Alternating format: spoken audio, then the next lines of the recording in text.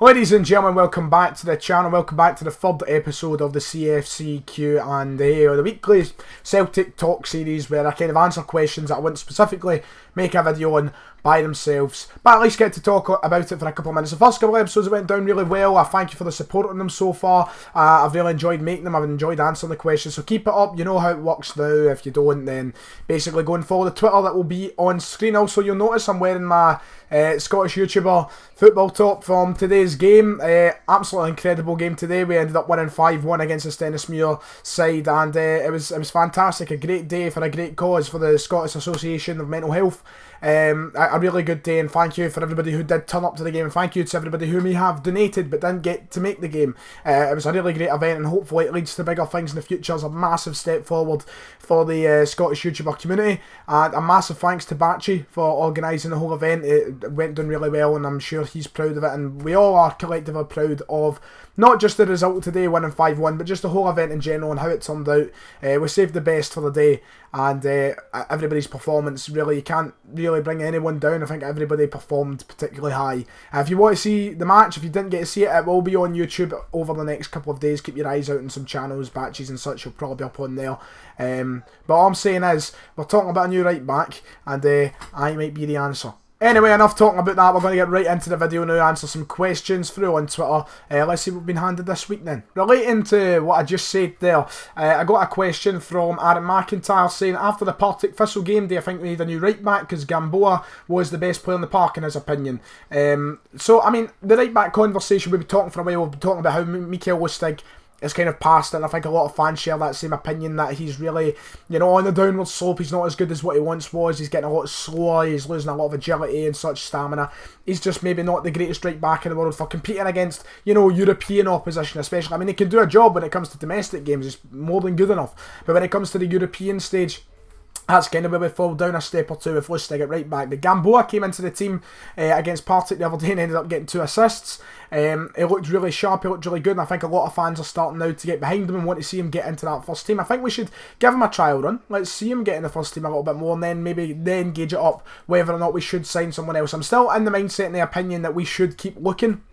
We should try and get someone in of a sufficient quality, which will be good enough for the European stage, for the Europa League, for the Champions League. I think we should still look around, we shouldn't waste time, and we should definitely look for a better option. But Gamboa right now, after that performance, I think deserves more of a run out in the team, deserves a few more chances. He's someone who's been so patient over the last 2 seasons. He's not really had chances, and every time he gets them, you know, he kind of just, you know, he doesn't really get anything after, nothing follows up for him. So after this Partick Thistle game and after the outcry from Celtic fans on Twitter, maybe he will get another shot in the team over the next few weeks, and maybe he can get his place in the starting team. I think a lot of fans want to see it, but he's obviously got to keep up a consistent level of performance to keep that place. One performance isn't just it. So let's be patient, let's see how it goes. But right now I want to rally behind Gamboa, but we should look for another right back still, in my opinion. Since Patrick Roberts isn't coming back, who should get the number 7 shirt, says Aaron McIntyre. Another question from him. I think that the whole thing about the number 7 really doesn't matter anywhere. Really. There's been no good number 7 since Henrik Larsson left, really. It's more of a curse, it seems, nowadays.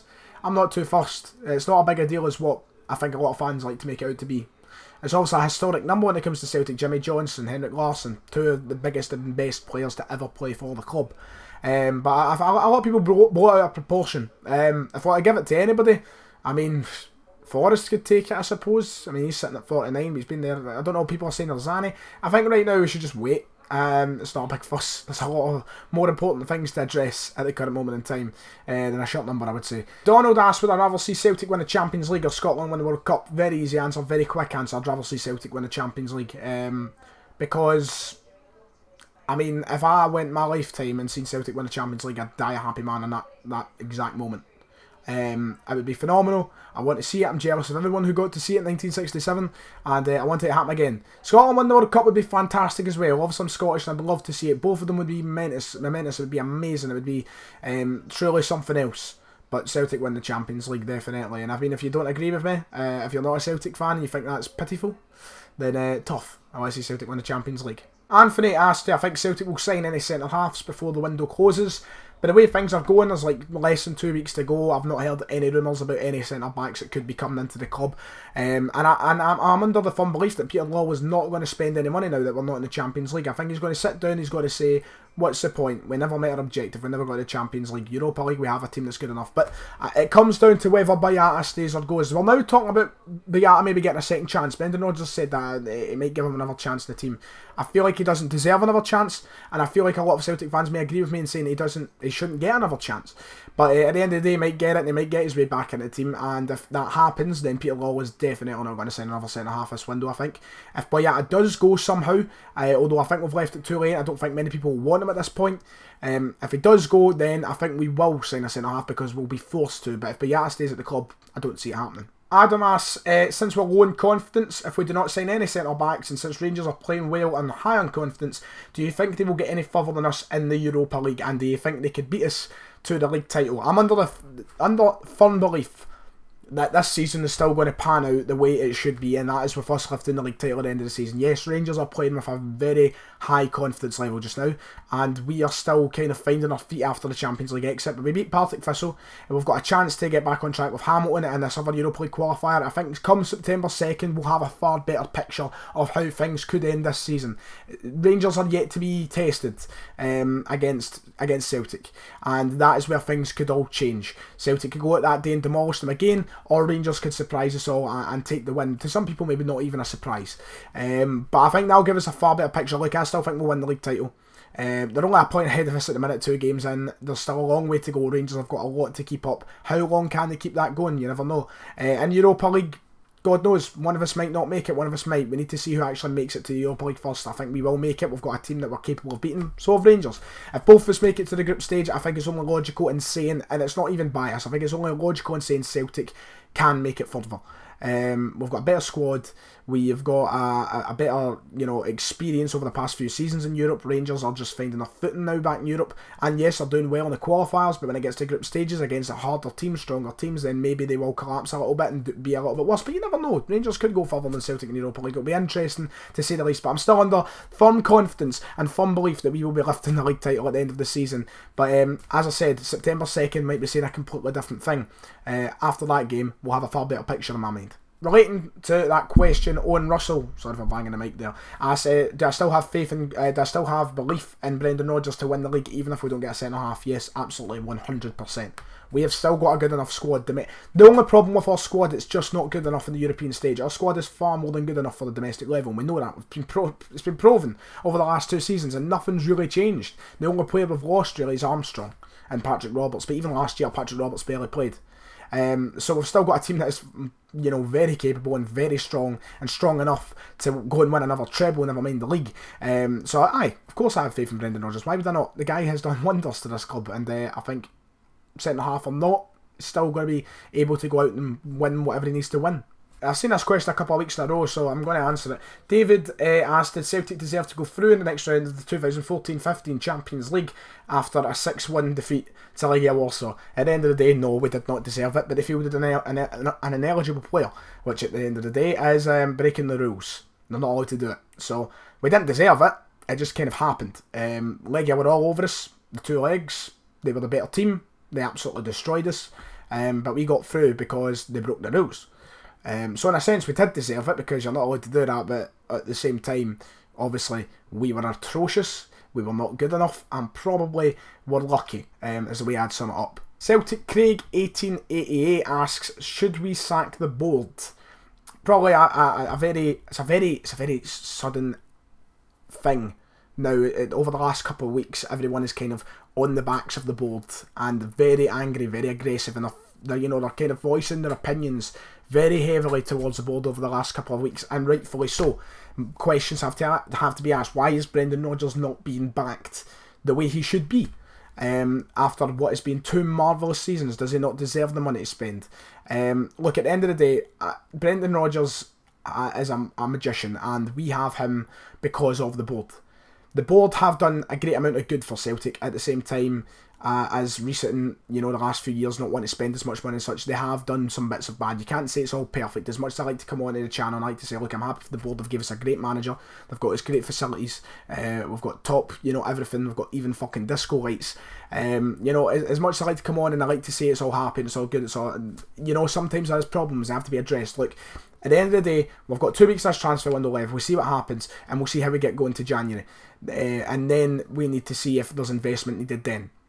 If things got to the point where we were falling way backwards, then maybe we should sack the board. But look, we're in a very difficult position. Like, I don't think we should sack the fucking board because we've not signed one player at centre half or whatever.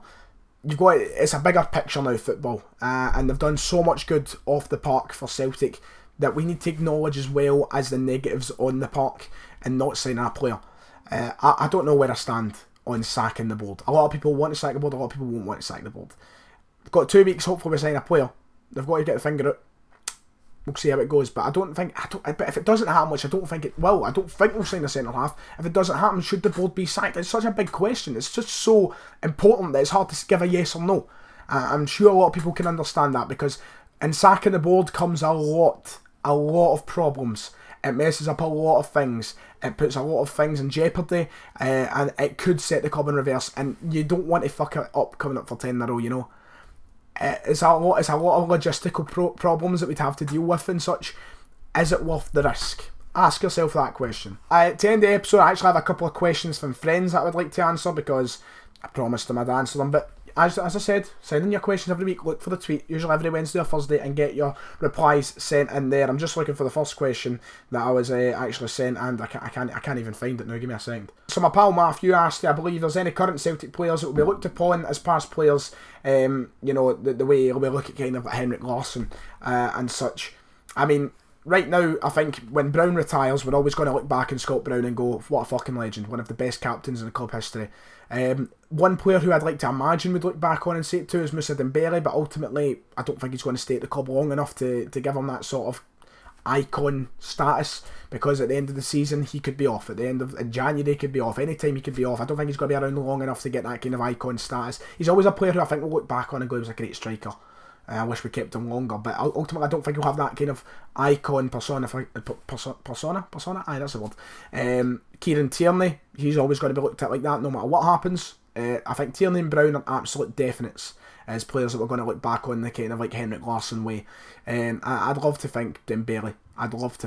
But ultimately I don't think that'll happen. And finally, a question from my pal Mark. A question which is very sinister, I'm going to lie, but it's basically, are Celtic a dead-end club? And I think a lot of people can understand this and maybe think hard about this. I mean, his point is, this is how he follows it up. What's the point in Rodgers wasting his time here? We're never going to be the quality to compete in the Champions League. We're winning the league every season. What's the point in him staying? A lot of people come in the Super Scoreboard and they say that exact thing. They say, what's the point in Brendan Rodgers wasting his time in Scotland? Winning league title after league title, wow, big deal. At the end of the day, I don't think we're a dead-end club. There's always room for improvement, and hopefully one day we will get the respect and the money that can ultimately help every club in Scotland improve, especially on a European scale. That's a far-fetched dream. It is, and I know it is. But Brendan Rodgers is loving his time here, and I think no matter if he left at the end of 10 in a row with just 5 trebles to his name, I think he'll be very proud of that, and the Celtic fans will be very happy with that. It's what we want. It's what we want to see. We want to dominate Scottish football. At the end of the day, will we improve in a Champions League scale? Don't know. Only time will tell. In the next 3 seasons, it looks unlikely because Scottish football gets left behind, sadly, because of what happens down south. But we can only ask for so much, and I don't think we're exactly a dead-end club, but I can understand the points. But nah, still got the best team in fucking Britain, in my opinion. So I mean, not quality-wise, best team to support though. If you have enjoyed it though, lads, make sure to like and subscribe. I want to know your thoughts to the questions that I've answered. Make sure to follow the Twitter and get your questions in next week when the tweet is put up. And I'll see you all next time.